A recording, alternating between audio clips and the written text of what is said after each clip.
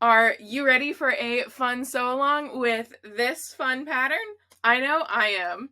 Hi, I'm Christina and I love to digitally apparel pattern, creating unique pieces of wearable art. And then once I actually have them patterned, it is time to project them out and sew them together. And that's what we're going to be doing today, creating this fun, cozy comfy knit shirt. Now, I have lots of different fabrics to choose from, but I've had a particular fabric in my stock for quite some time, and I have a lot of it, and it is time to actually use some of it and then maybe make something so that my husband can match me. But it is this crazy fabric. It's definitely orange stripe and probably not my best color, but I also truly love the feel and the fun of this shirt. So I'm super excited to be making the cozy comfy knit shirt out of this fabric. If you're interested in getting this pattern for yourself, you can definitely find it in the link in below. You can find it in the description below where you can get it off of my website. So definitely get the pattern so that we can get sewing together. I'm going to start by bringing up my pattern in Illustrator, and I want to make sure that my projector is projecting at the right size. So I'm just going to take a look. It doesn't look like it's quite right, and I see it's not. I'm going to type in the correct value down here at the bottom, zoom in, and that's looking a lot better. So now that I know that's good, I'm going to remove that so that I'm going to hide that so that it's not there. And we're going to start by laying out my fabric. So it's always helpful when you're working with stripes. You have to be extra careful when laying out your fabric. And one thing, especially with this fabric, that I noticed is the stripes are not perfectly on grain. So I'm going to have to make a choice while I'm actually working on this. Am I going to go perfectly on grain and have my pattern matching not line up quite? Or am I going to match up my stripes so that my stripes have a very nice pattern matching, which is what I'm going to go for. Specifically because it's these bright orange stripes, I want the pattern matching to look fantastic. So I'm actually going to go a little bit off grain and match up those stripes.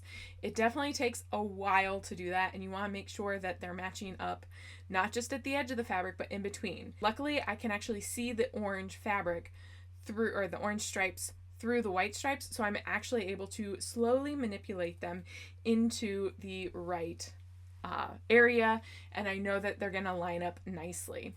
Once I have them all nicely lined up, I am going to cut out my fabric.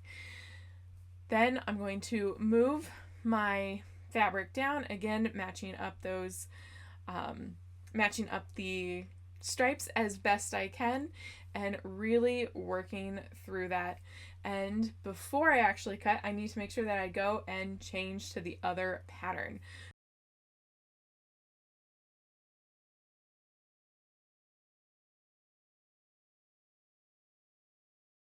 So I'm just going to grab my pattern and move it all the way up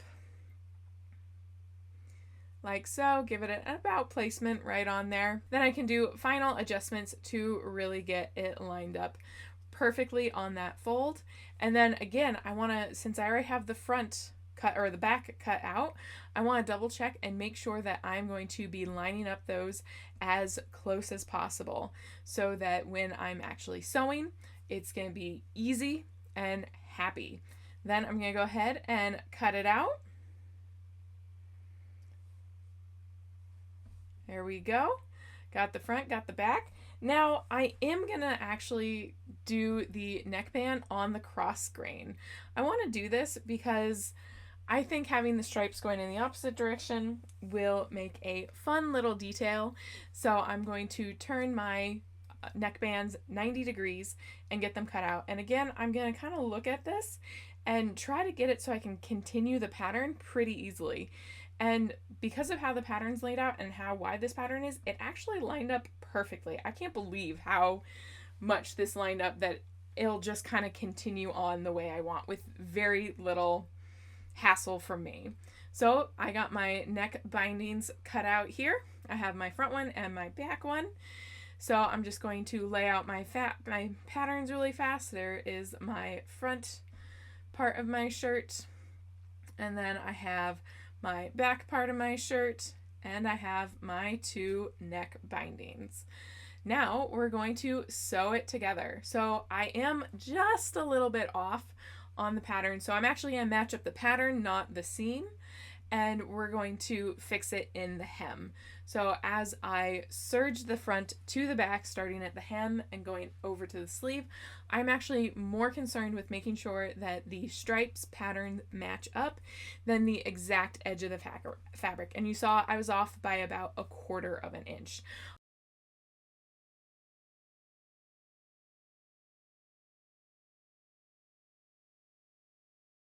On this side, I did much, much better, and I am only off probably by 1/16 of an inch on this side. But I would rather have my stripes pattern matched than that, and that will just fold up into the seam allowance.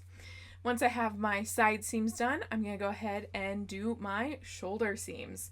Starting at the edge of my hem, I'm going to serge them together, again paying attention to those stripes. If you don't have pattern matching, you won't have to worry about it quite as much, but it's always fun when you're doing those pattern matching to make sure that everything's lining up beautifully.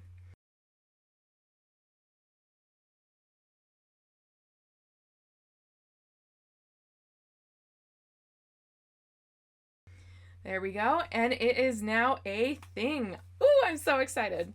The next thing we're going to do is we're going to sew our neckband together so that we have our side seams. You could cut this out just in one long neckband. That is up to you. I chose to do it in the 2, but I could have just cut it one long. Next, we're going to put the neckband on. So we're going to fold it in half, and I like to fold 1/2 of my seam allowance one way and 1/2 the other way. That's way the bulk is not all to one side, but is kind of twisted to both sides. Then I'm going to pin it on, and make sure you want to pin it onto the correct side because there is a front and a back to this facing. So I'm going to pin it on.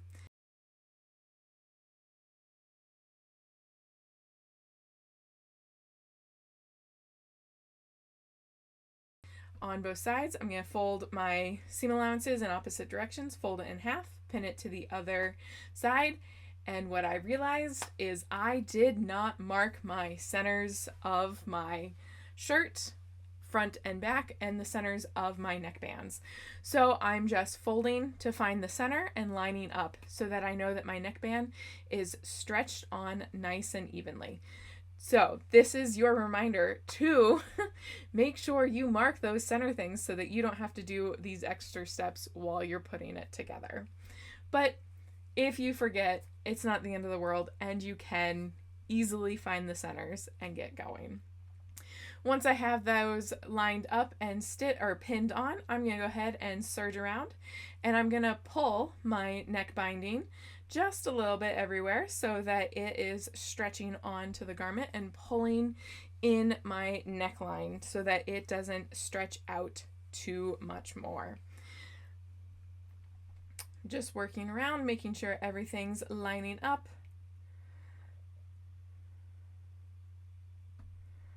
Cutting off those extra serger threads. Yup, here it is. And we're back at the beginning, serge right off. And there we have it. We now have it nicely lined up. I'm going to check that shoulder seam. Ooh, look at how nicely that lined up. I love it. Now we're going to move over to the cover stitch machine. And I'm just going to cover stitch my seam down. This way it's not poking me, it's creating a nice crisp look at the edge there. And I'm just working all the way around to sew my the serging down. I'm going to go ahead and pull the threads a little bit to make it easier. Oops, and I cut those threads by accident, but I'm going to just pull those threads so that it's easier to start next. And before I walk away, I am going to rethread my machine so that I can easily come back and it's ready to go. The next step is I'm going to actually iron my hems up. So I'm going to start with the bottom hem here, and I'm just going to iron up an inch using a seam gauge and ironing all the way around. When I use a cover stitch to hem like this, I always find prepping is essential to make everything turn out perfect the first time.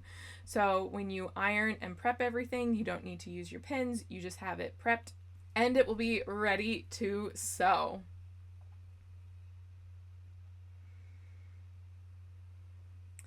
Finishing up and still checking to make sure everything is an inch up. Nice and happy.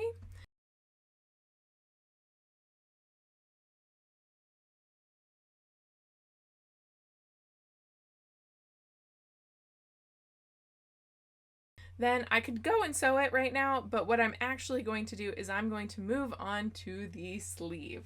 And I'm going to hem the sleeve up also an inch. So I'm going to go ahead and start with my seam gauge and measure an inch and iron that hem up.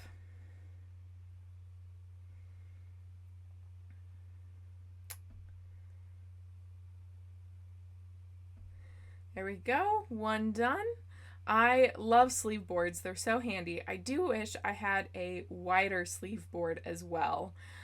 This is for very thin, delicate sleeves. I wish I had a wider sleeve board. Some people I think call them pant boards, but those are also very handy to have. And there we go. I now have all my hems nice and prepped and ironed. So it is back to the cover stitch machine. I'm going to pull out this little piece of the machine so that the sleeve can easily go around the arm of the cover stitch.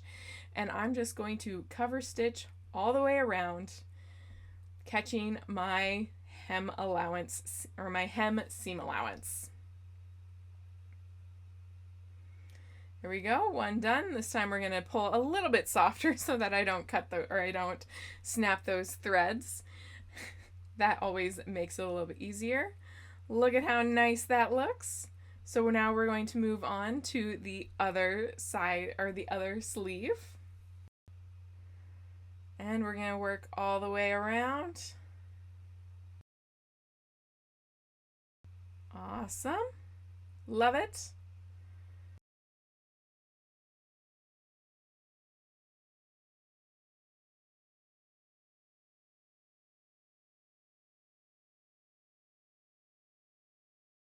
And now I'm going to actually put back in this little extra piece before I'm doing the main hem, just because I'll find when I'm doing big hems like this, I don't need that little piece and it just makes it run a little bit smaller. So we're going to put that back in and we're going to start and hem all the way around. I love the finished look of the cover stitch machine and it just looks so nice and so crisp. I'm so happy with it.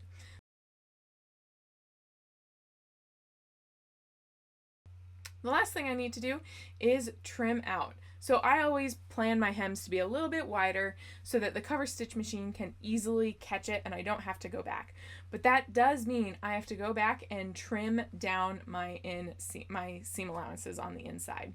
Some people don't like to do this, but this is how I always finish it, is I always make my hem allowance a little bit wider than I plan to actually sew my seam for, and then I trim away the excess. Just ensure you are being super, super careful when you are trimming everything away because you don't want to accidentally cut your fashion side of the fabric. That will, you'll probably do it once if you I've definitely done it a couple of times. So now I try to be extra careful. You want to take your time when doing it. So just be aware, go slow, be careful, and make it trim super nice.